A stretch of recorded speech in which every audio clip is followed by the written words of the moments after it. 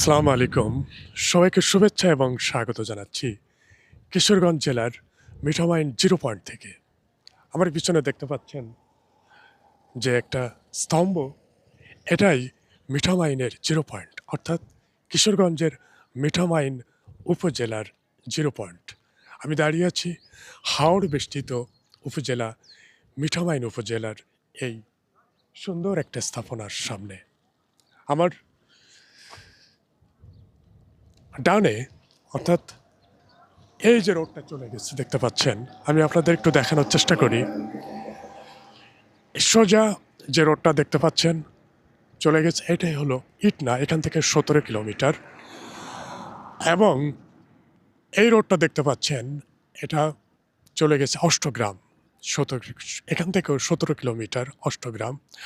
এবং এই যে রোড আমার বাইক দেখতে পাচ্ছেন, এই রোড চলে গেছে এখান থেকে সম্ভবত 2 কিলোমিটার গেলেই মিঠামাইন উপজেলা সদর।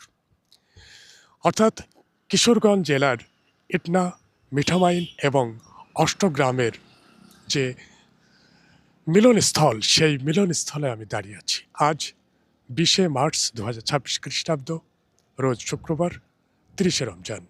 আমি আপনাদের দেখানোর চেষ্টা করলাম ইটনা, মিঠামাইন এবং অষ্টগ্রাম যাওয়ার জিরো পয়েন্ট। কিশোরগঞ্জ হাওড় বেষ্টিত একটি জেলা। এই জেলার 3টা উপজেলা, ইটনা, মিঠামাইন, অষ্টগ্রামের যে মিলনস্থল, সেই মিলনস্থলে আমি দাঁড়িয়ে আছি। মহামান্য রাষ্ট্রপতি অ্যাডভোকেট আব্দুল হামিদ সাহেবের জেলা, অর্থাৎ অ্যাডভোকেট আব্দুল হামিদ সাহেবের উপজেলা মিঠামাইন।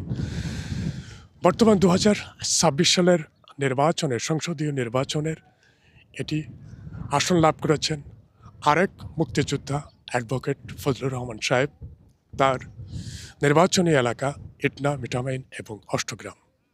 দেখতে পাচ্ছেন সুন্দর পরিবেশ, আর চারিদিকে যেদিকে নজর যাবে শুধু হাওড়। এই হাওড়ের একটি বৈশিষ্ট্য আছে, এখানে 6 মাস পানি দ্বারা বেষ্টিত থাকে। এই এলাকাটা 6 মাস পানিবদ্ধ থাকে এবং বাকি 6 মাস কৃষকরা বিভিন্ন ধরনের ফসল উৎপাদন করে থাকেন। তবে একটিমাত্র ফসল, ধান চাষ করলে শুধুমাত্র ধান চাষ করবে, আবার ভুট্টা বা অন্য কোনো ফসল চাষ করলে একবারই চাষ করতে পারবে। এটাই এই হাওড়ের বৈশিষ্ট্য। তো সবাইকে এই ইটনা, মিঠামাইন এবং অষ্টগ্রামের জিরো পয়েন্ট থেকে ধন্যবাদ জানাচ্ছি ভিডিওটা দেখার জন্য। সবাই সুস্থ থাকবেন, ভালো থাকবেন, সবার প্রতি রইল আমার শুভকামনা। আসসালামু আলাইকুম।